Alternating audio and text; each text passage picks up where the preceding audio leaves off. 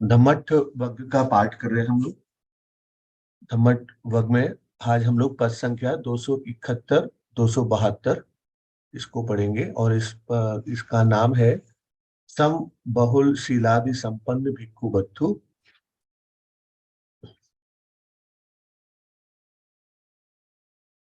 तो वर्सेस को पढ़ने से पहले वो वर्ष क्यों बोले गए इसको समझते हैं। कि ये वर्ष भगवान बुद्ध ने जेतवन मोनास्ट्री में जब थे तब उन्होंने कुछ भिक्षुओं को लेकर बोले थे।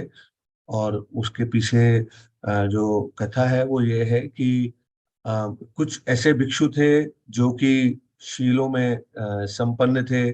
और कुछ ऐसे भिक्षु थे जो कि जो अभ्यास है, कठिन अभ्यास है, जैसे कि धुतांग, उनको बहुत स्ट्रिक्टली उनको फॉलो करते थे।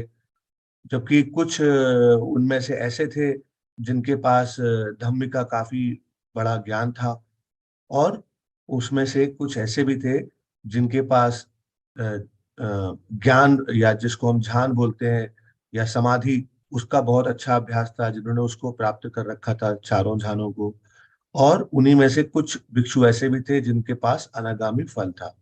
तो अलग अलग तरह के ग्रुप्स थे भिक्षुओं के बीच में। एंड सभी अलग अलग सोचा करते थे कि चूंकि उन्होंने इतना प्राप्त कर लिया तो अब उनके लिए आसान होगा कि वो अरहत फल भी प्राप्त कर लेंगे जल्दी ही, कोई बहुत बड़ी बात नहीं रह गई। और वो ऐसा सोचकर वो सभी भगवान बुद्ध के पास गए।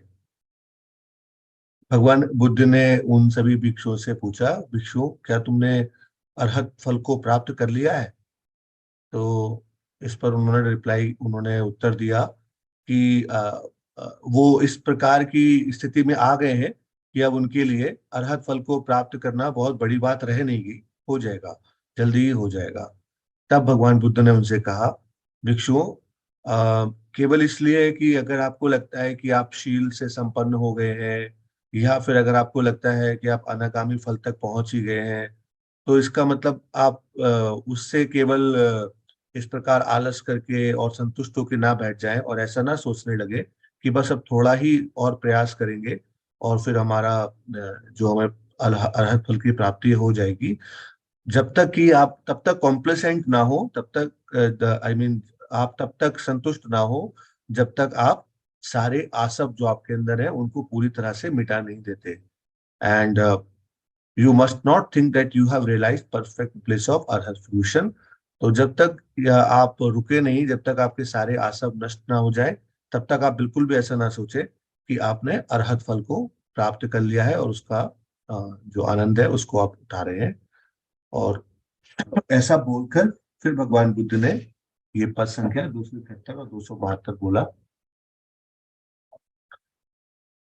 नाशीलवत् नाशीलवत् मत्तेन बाहुसच्छेन वापना अथवा समाधिलाभेन विविक्त शयनेन वा पुसामि नेक्खम् सुखम् अपुथुजन सेवितं भिक्खु विस्सा समापादि अपत्तो आसवकयम्।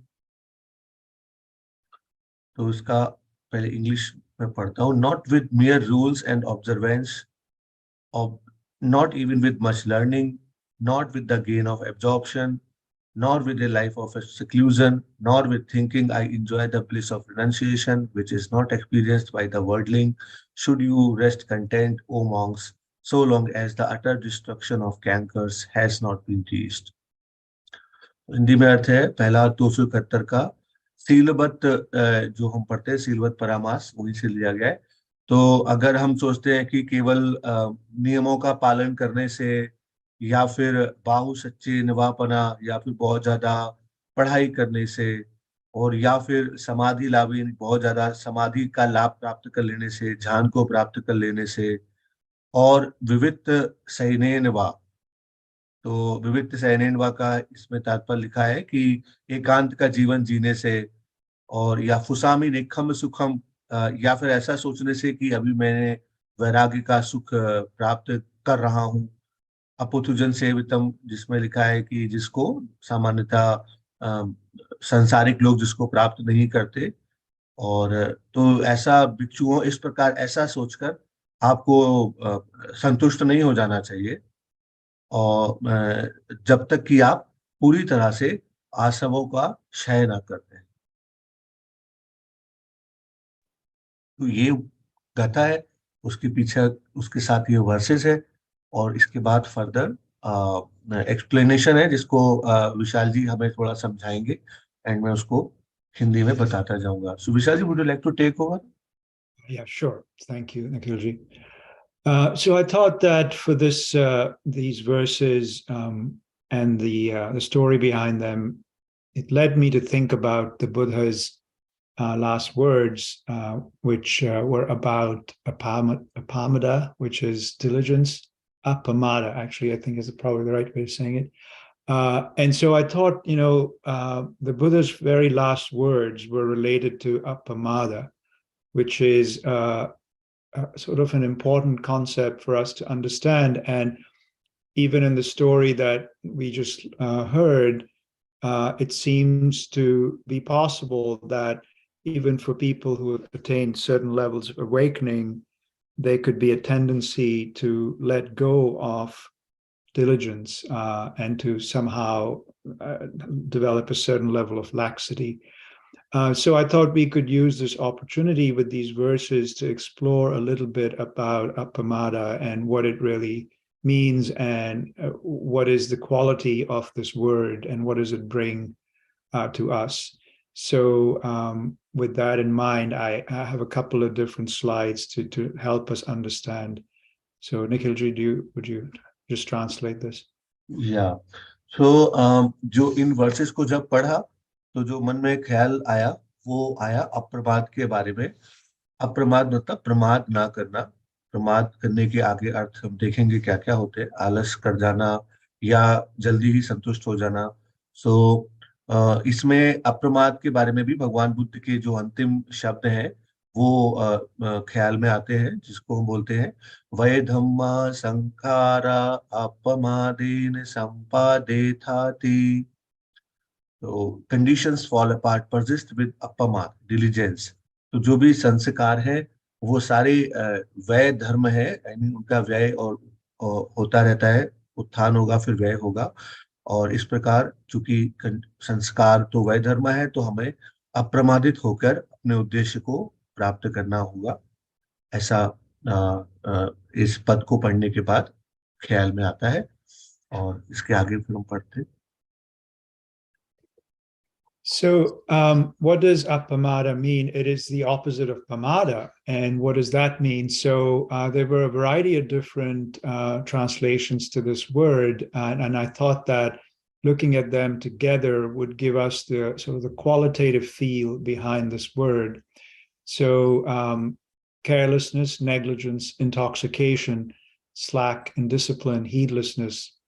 The one that really struck me was inattention to reality, causing a type of mental stupor or trance. And so the opposite of all of that is usually translated as diligence, heedfulness, or vigilance. But I seem to remember last year we had done a verse in which somebody had talked about appamada, and Rajendraji had pointed out the fact that pamada can usually also mean intoxicated or with alcohol or something. It was interesting because I found something similar in the meaning for pamada. And so in terms of, if we look at the word awakening, which the Buddha has called the awakened one, it's like somebody who's come out of a stupor or a trance and is totally awake to the reality of the human condition or the condition in general of beings. So I thought this would be helpful to understand qualitatively what appamada might be. So I'll stop there, Nikhilji. तो हिंदी अनुवाद है कि इसमें slide में लिखा हुआ है कि अप्रमाद अपोजिट ऑफ प्रमाद। ये अप्रमाद है क्या? तो ये प्रमाद का जस्ट विलोम शब्द है। तो प्रमाद क्या है? तो प्रमाद है केयरलेसनेस, नेग्लिजेंस, इंटॉक्सिकेशन। तो लापरवाही कर देना, या फिर नशे में रहना, या अनुशासित ना रहना। इस प्रकार की जो चीजें हैं उसको हम कह सकते हैं अप्रमाद। और अप्रमाद का एक दूसरा जो मीनिंग लिखा है वो ये है कि जो भी परिस्थिति है उसको यथाभूत ना देख पाना, मिसअंडरस्टैंडिंग और इन अटेंशन टू रियलिटी, या तो उसको गलत फहमी में पड़ जाना उसको लेके, या फिर उसकी तरफ अच्छे से परिस्थिति को फोकस होके ना देख पाना, और उसकी वजह से क्या होता है, मानसिक जड़ता आती है। So I mean it's other way round also, मानसिक जड़ता होगी तो भी हम परिस्थिति को नहीं देख पाएंगे। तो उस तरह का लिखा है। और अप्रमाद क्या होगा, फिर अप्रमाद होगा कि हम थोड़ा सतर्क रहे, हीटफुल रहे, और डिलीजेंस रहे एंड विजिलेंस रहे। तो इसमें विशाल जी ने एक जिक्र भी किया कि पिछली बार किसी पद को पढ़ते समय पिछले साल रविंदर जी ने इस तरह की बात उठाई थी कि कई बार इंटॉक्सिकेशन या शराब या कोई भी नशा करने से हम प्रमादित हो जाते हैं। तो कुछ वैसा ही अर्थ है कि इंटॉक्सिकेंट पदार्थ लेने से क्योंकि मानसिक जड़ता आती है, और फिर हम इन अटेंटिव हो जाते हैं, हम फोकस नहीं कर पाते रियलिटी के ऊपर, उसको जैसा है वैसा समझते नहीं है। Go to next slide. Yes.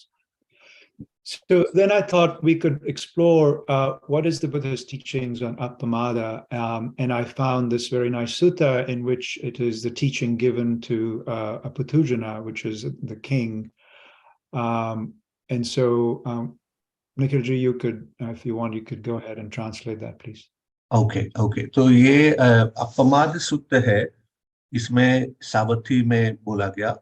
तो इसमें किंग प्रसेनजीत जो थे, प्रसेनादि किंग प्रसेन राजा प्रसेनजीत एक तरफ बैठे हुए थे, उन्होंने भगवान बुद्ध से बोला कि भगवान क्या कोई ऐसी चीज, एक ऐसी चीज है जिससे कि हमारे को जो हमारा वर्तमान जीवन है और जो हमारे आगे आने वाले जीवन है उसमें हमारे को फायदा हो, जो हमें निश्चित रूप से फायदा सिक्योर कर दे, पक्का कर दे हमारे फायदे को। तो भगवान बुद्ध ने उत्तर दिया कि यस, एक ऐसी चीज है राजा। तो राजा ने पूछा वो कौन सी एक ऐसी चीज है, तो भगवान बुद्ध ने बोला अप्रमाद वो एक ऐसी चीज है जो कि हमारे इस जीवन के लिए और आगे आने वाले जीवनों के लिए हमारे को निश्चित रूप से फायदेमंद साबित होगी। और जैसे कि सारे प्राणियों के अगर हम पैरों के निशान देखें तो उसमें सबसे बड़ा निशान हाथी का होता है, पैरों का निशान। तो हाथी के पैरों के निशान के अंदर बाकी सारे प्राणियों के पैरों के निशान आ सकते हैं अगर हम रखना चाहें। तो जैसे हाथी के पैरों के निशान सबसे बड़े माने जाते हैं, इसी प्रकार जो अप्रमादित रहना आदत है वो आप कह सकते हैं सबसे बड़ी आदत है, जो कि हमें वर्तमान लाइफ में और हमारे भविष्य के आने वाले जन्मों में फायदा पहुंचा सकती है, ऐसा भगवान बुद्ध ने कहा।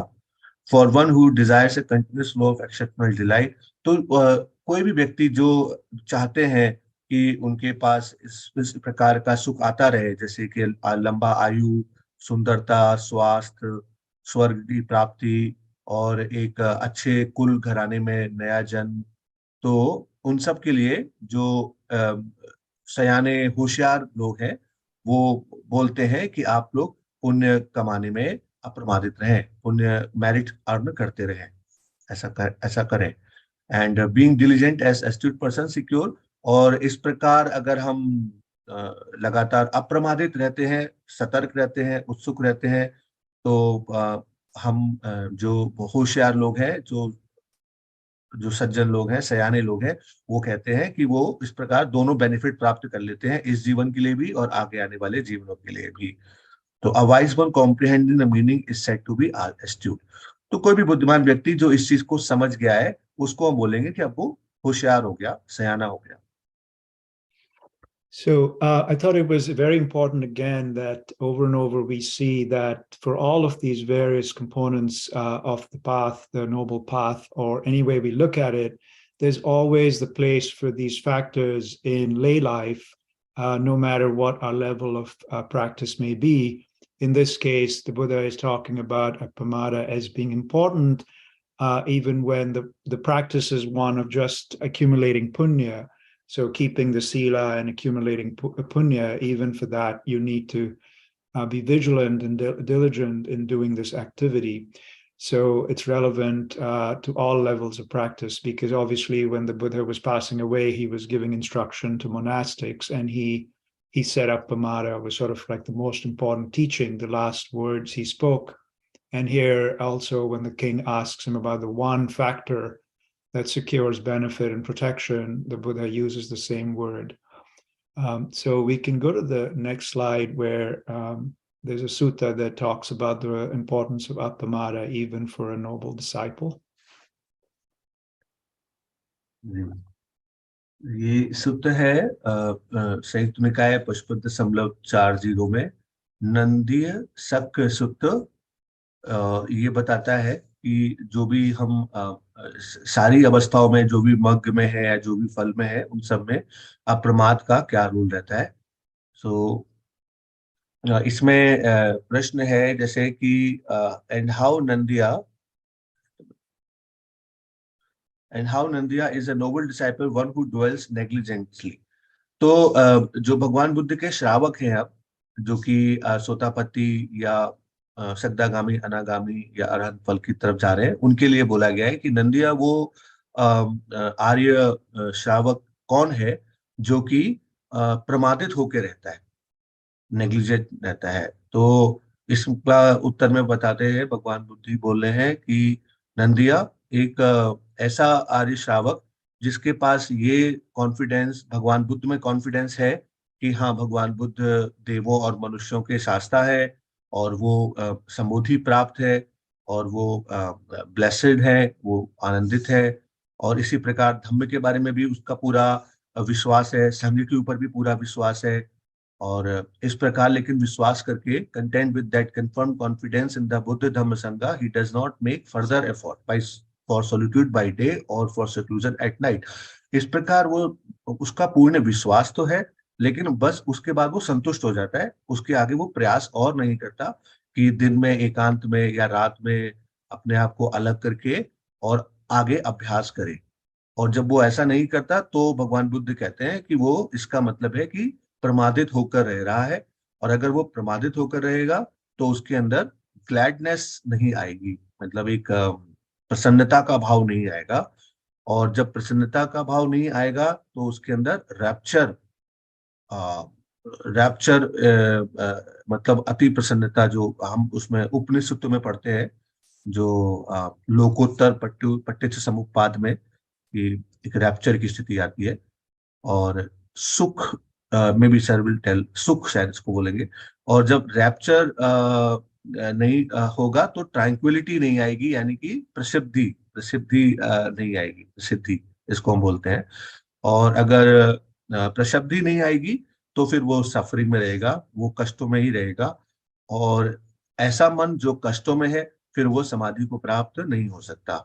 और अगर समाधि को प्राप्त नहीं होगा तो फिर यथाभूत यान दर्शन phenomena do not become manifest. जो चीजें जैसी है वैसा देखने में फिर वो नहीं देख पाएगा, वो जिसके लिए बोला कि मानसिक जड़ता की स्थिति में चला जाएगा।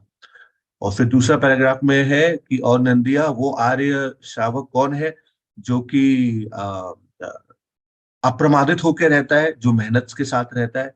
तो उसका आंसर है कि नंदिया एक ऐसा आर्य श्रावक जिसका भगवान बुद्ध धर्म और संघ में पूरा विश्वास है, लेकिन वो इतने से संतुष्ट नहीं होता, फिर वो उसके आगे इस पूरे विश्वास के साथ वो आगे भी प्रयास करता है, दिन में एकांत में और रात में अलग बैठकर। और इस प्रकार अगर वो प्रयास करता है तो हम कहेंगे कि वो अप्रमादित है। और तब उसके अंदर एक प्रसन्नता का भाव आता है, और प्रसन्नता के भाव के बाद उसके अंदर सुख आता है, सुख के बाद उसका मन थोड़ा जॉयफुल रहता है, तो फिर वो प्रसिद्धि की ओर जाता है। और one tranquil in body experiences happiness. जो व्यक्ति शरीर में शांति का अनुभव करता है, फिर वो उसको प्रसन्नता का अनुभव होता है।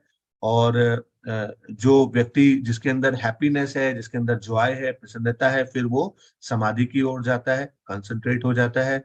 और जब वो समाधि की अवस्था में जाता है तब उसको फिर जो घटनाएं हैं वो यथाभूत वो देख पाता है, उनका उदयव्यय। और जब उनका उदयव्यय देख पाता है तो हम कहेंगे कि वो व्यक्ति अप्रमादित होकर रह रहा है।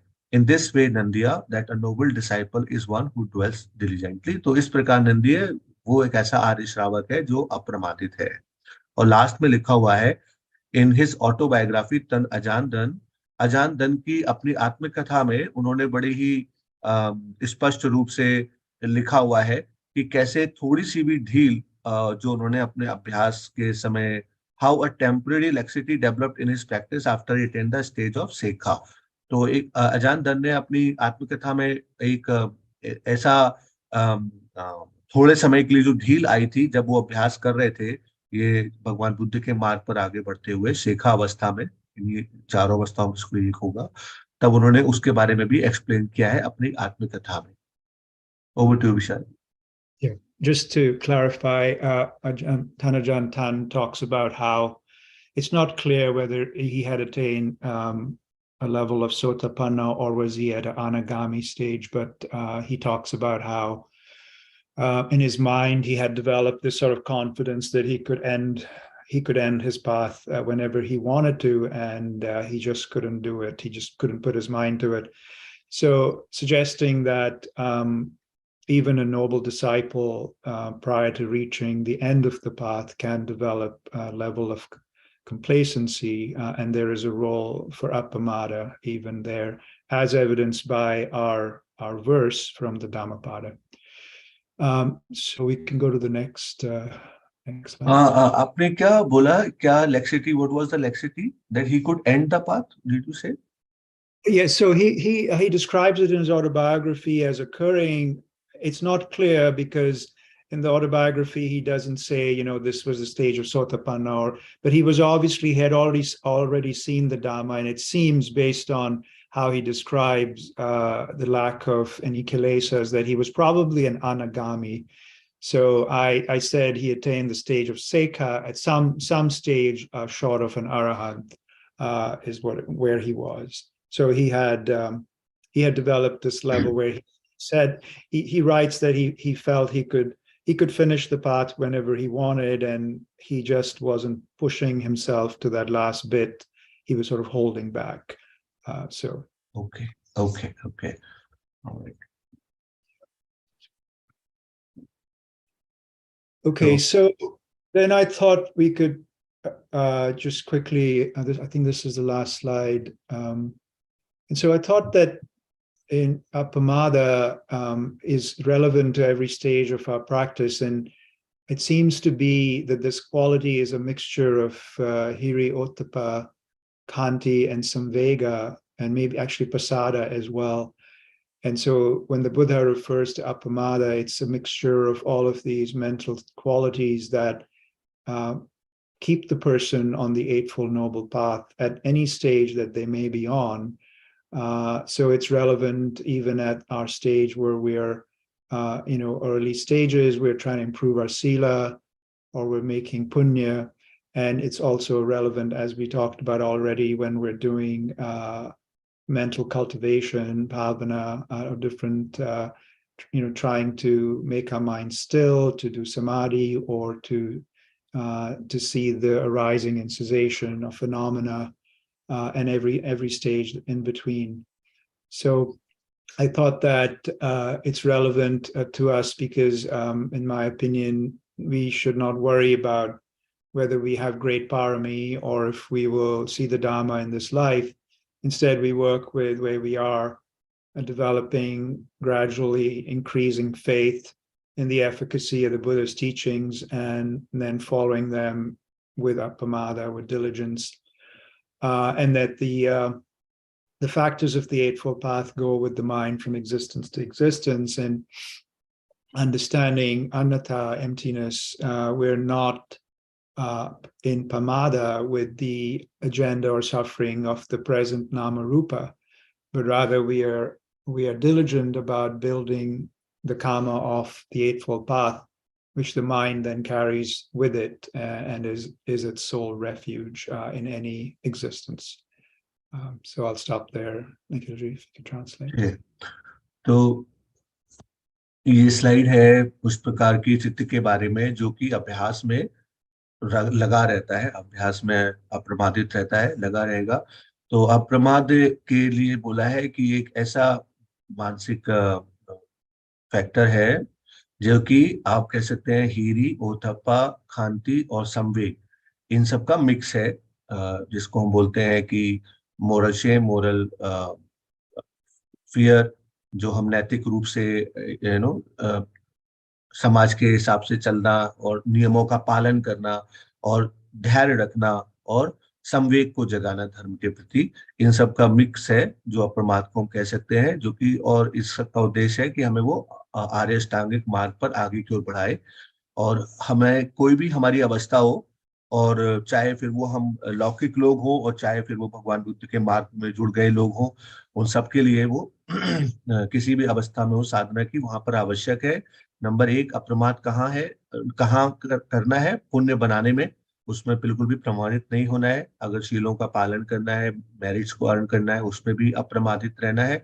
और अगर हम मन के ऊपर काम कर रहे हैं, समाधि की अवस्थाओं को ऊपर काम कर रहे हैं और मन को संतुलित करने का प्रयास कर रहे हैं, तो उसमें भी अप्रमादित रहना है। और हमें इस बात की चिंता करने की आवश्यकता नहीं है कि हमारी पुरानी पारमियां कितनी हैं, या फिर हम इस जीवन में धम्म को स्पष्ट रूप से देख पाएंगे। जबकि बल्कि हमारी को, हम जिस अवस्था में भी हैं उसी अवस्था में हमें भगवान बुद्ध के प्रति श्रद्धा को जगाना है, उनकी शिक्षाओं के प्रति श्रद्धा को जगाना है और उनको अप्रमादित होकर अभ्यास में लाना है। अ, जो ये आर्य अष्टांगिक मार्ग है, यही हमारी चित्त की जो भी उसके आई मीन आर्य अष्टांगिक मार्ग में जो भी अलग अलग भगवान ने फैक्टर्स दिए हैं, वही हमारे चित्त के साथ एक अस्तित्व से दूसरे अस्तित्व में, एक जन्म से दूसरे जन्म में साथ जाते हैं। और अ, अगर हम अनंतता को समझ पाएंगे तो हम कम से कम जो हमारी वर्तमान नाम रूप है, बॉडी को माइंड कॉम्प्लेक्स है, या उसके साथ जो भी हो रहा है उसके साथ हम अ, उसको पर्सनली नहीं लेंगे, उससे हम बहुत ज्यादा इंटॉक्सिकेटेड नहीं हो जाएंगे। बट हम अप्रमादित होकर उस प्रकार के कर्मों को अभ्यास में लाएंगे जो कि हमारे चित्त में आगे चलते हैं लाइफ आफ्टर लाइफ, और वही हमारी एकमात्र शरण होते हैं। तो दिस वाज द स्लाइड। उसके बाद फिर आगे स्लाइड नहीं है, तो आप लोगों को इसमें अगर किसी के मन में कोई प्रश्न आया हो तो आप पूछ लें।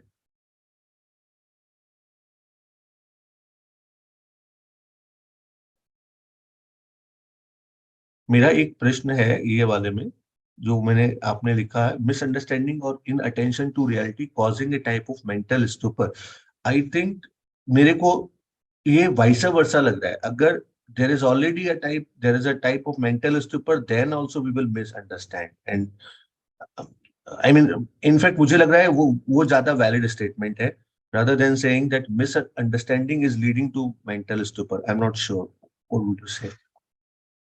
Uh, yes. Well, so the root of bhava is ignorance, and that is a misunderstanding and a stupor. So I would say you're absolutely right. It's both and together. Um, in some ways, they are the same, I think. Yeah.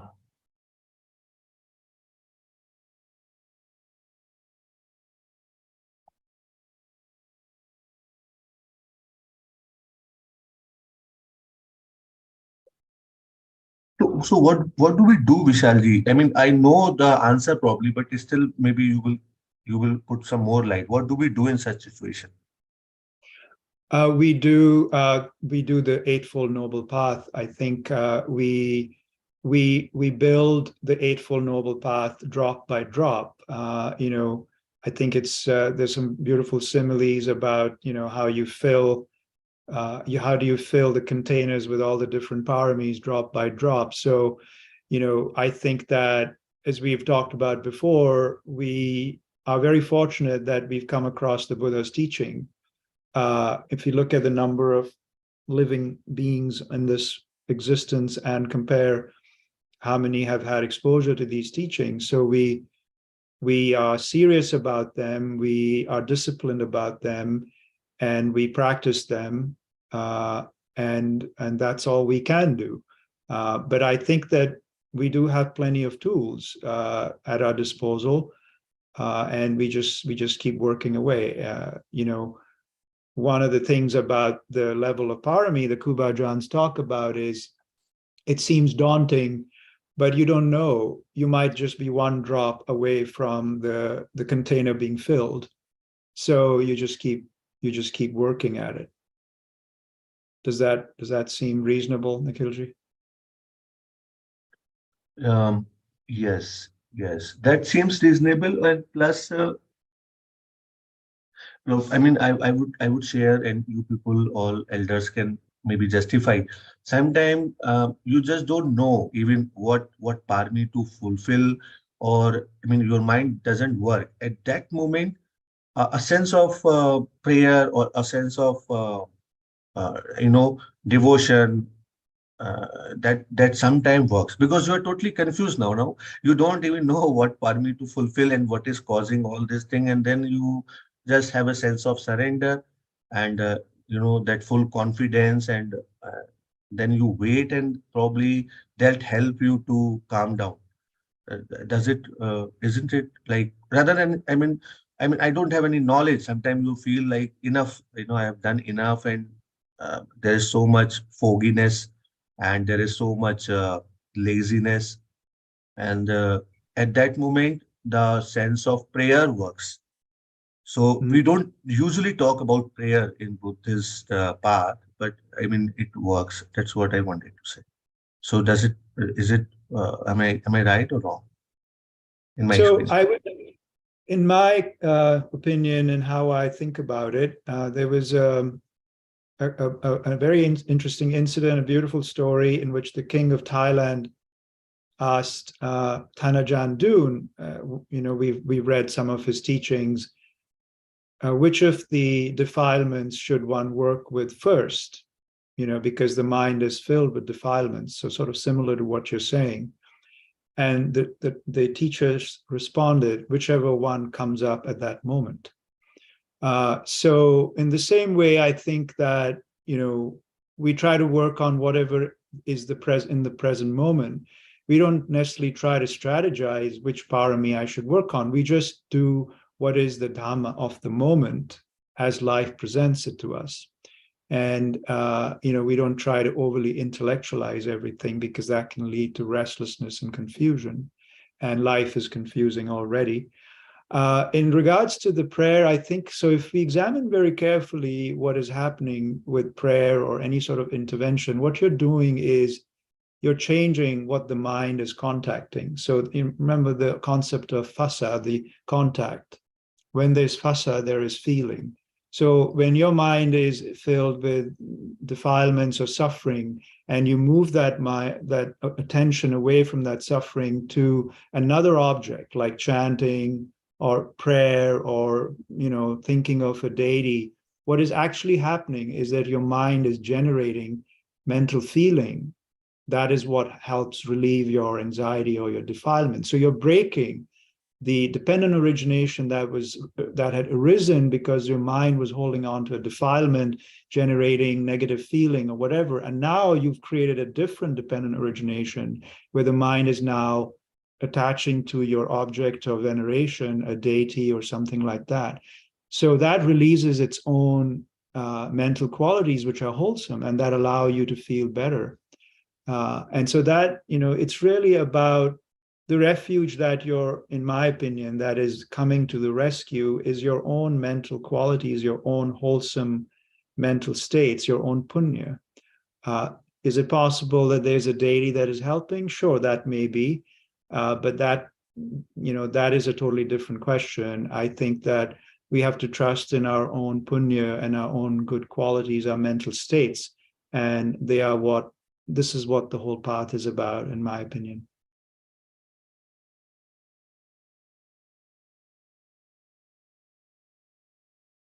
Nikhilji, did that help Yeah, anything? yeah, yeah, yeah. It is helping. Yeah, I and have a one more thing, small like there question. is, especially a question or question, में? Please. Yeah, I mean, like there is some tug of war between Karuna and Upekha. Like, कहाँ पर we have to put a line over Karuna, and we have to sit with equanimity. So this kind of tug of war is always also there. So at that moment also, you are a bit Hmm. confused, right? So, Well, like, you so want to, you see some, let's say, suffering person, you want to help, but you have a limitation, and then you resort to prayer. Okay, God, I have done enough, and let him or her be at peace or be happy. I mean, somewhere you have to draw a line, so that kashmikash is there. Yeah, so I would say that, when we look at the Brahma Viharas, upekkha, the amount of upekkha that a mind naturally possesses is directly proportional to the amount of wisdom. So we can't force upekkha, because then it's not upekkha, right? Then it becomes more like aversion or sort of suppression. So the upekkha that arises naturally is an upekkha that comes with the understanding of karma. Like, it's not that you don't care about the person, but it's something that spontaneously arises as the wisdom faculty in the mind is developed more and more. And then the upekkha then balances all the other Brahma Viharas, right? Because people often say that the Brahma Viharas can burn you out, or you can get fatigued. Well, that's usually because we don't have enough balancing upekkha, balancing wisdom. But once the wisdom quality is adequate or is at a certain level, then it sort of balances everything. And then the mind doesn't suffer in the way that we do when we say, oh, I should do more, or I can't do more because I'll get burnt out. It just sort of balances everything. So I don't think we should try to force upekkha, because then it's not an upekkha. Does that make sense? Yeah. Yes. Thank you. Thank you.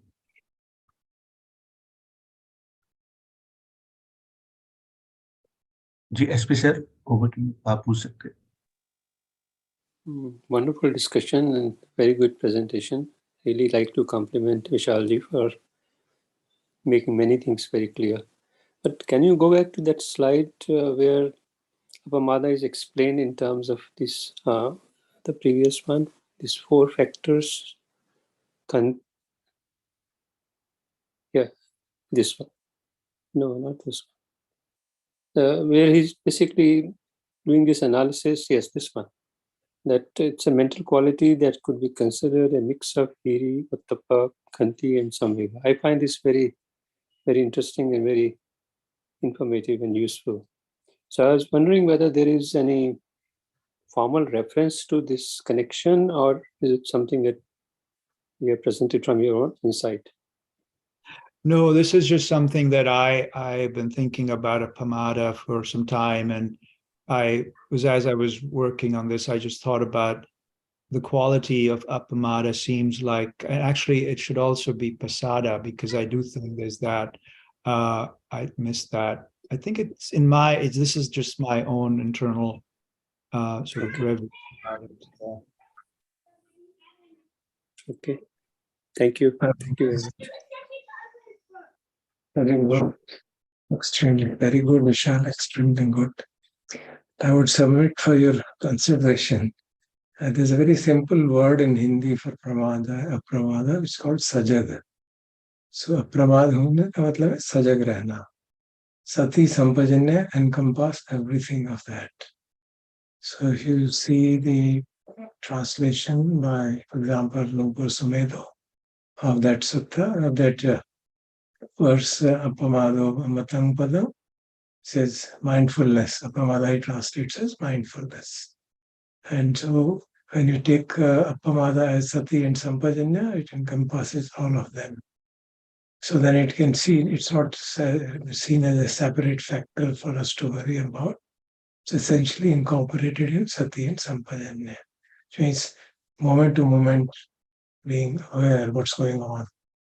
In the daily life, it will be the 4 aspects of what is the objective of my action. Is it suitable? Is it incorporating the awareness of my meditation object in some way? And then, am I included by, is there a self-view in my whatever I am doing? So when you put that into practice, all these aspects naturally come in, which you have so nicely explained. So that becomes a very precise way of understanding what apamada and pamada can mean. That's another way of. Thank you, Professor, for saying this, because this is one of the questions in my mind, that, I mean, my understanding so far has been that apamada is sati sampajanya, which is what you're really saying. Because that incorporates all these factors. When you have sampajanya, it incorporates asammoha. It in fact incorporates the aspect of being aware of the impersonality of whatever action is being done from mind to moment to moment, moment to moment. So if you remember that, then automatically the one will not become slack in our activities. And these factors, additional factors, are all actually hiri and utappa are the mental factors which are present in any wholesome mental state. So the whole mental state is wholesome, the universal factors are hiri and utappa. So they'll always be there. Yes, I had thought about that a lot. And the reason I didn't just talk about sati sampajanya, because for two reasons. One, the Buddha has specifically chosen to say it differently. That's one. And the other was, it seems to me that appamada is a quality that prevents the loss of sati sampajanya. I know I agree with you, Professor Dharji. I was thinking about that too. It seems so similar. But it seemed that appamada might actually be a little bit more all-encompassing in a way, or a little bit more basic in some ways, but yeah, I think it probably would be just as well explained by Sati Sampajanya. But do you know what I mean? Like, it seems to be a little. I get your point. I get your point. But one of the qualities of sati, actually the most important quality of sati is remembrance. Remembering to be mindful. Yes, yes. That's one of the most important qualities of sati. And that's what happens, when we practice and mind wanders away, when we're practicing observing breath and mind wanders away. Suddenly we somehow remember, oh, I was supposed to be doing that. That moment is the real sati operating. Oh, that's the recollection. That's why sati is translated in smriti in Sanskrit, which is memory or remembrance. So actually, if you see it in a very kind of ballpark way, all that we have to do is to remember to be mindful. That's all. Yeah. And perhaps the Buddha talks about appamada to the lay people because maybe they're not necessarily familiar with all the components of the Eightfold Path, and appamada is more of a colloquial way. You think that may be it? In Hindi, because I can see that in Hindi there is an equivalent word, sajag. So if you say be sajag raho, then in sajag raho means be aware what's going on, both outside and inside. That conveys, so it's a question of probably a word which might be very popular in those times, pramat rehna, pramad rehna. So that becomes a common word for anybody, sajag raho. When you're crossing a road, tell a child, be careful, be mindful. Which essentially means be mindful, look left and right, front and sides before you cross the road, which is external mindfulness. So similarly, internally mindful. So and then it's interesting how, to talk about an anagami not having sati sampajanya also seemed a little bit difficult to really imagine. So it was almost like Ajahn Tan talks about in his book, like he was quite aware of, like he obviously wasn't breaking any precepts. He was, already very purified mind, but there was just this level of laxity. So it wasn't like he had lost sati sampajanya, but he just didn't push himself. So there was this sort of lack of diligence, lack of pushing himself. So maybe I thought perhaps there is a little bit more to it. Yeah, complacency, it's some sort of a complacency. Yeah. Well, thank you very much for that. Yeah. Thank you. Thank you very much, Vishal, for creating so much discussion. Very thankful.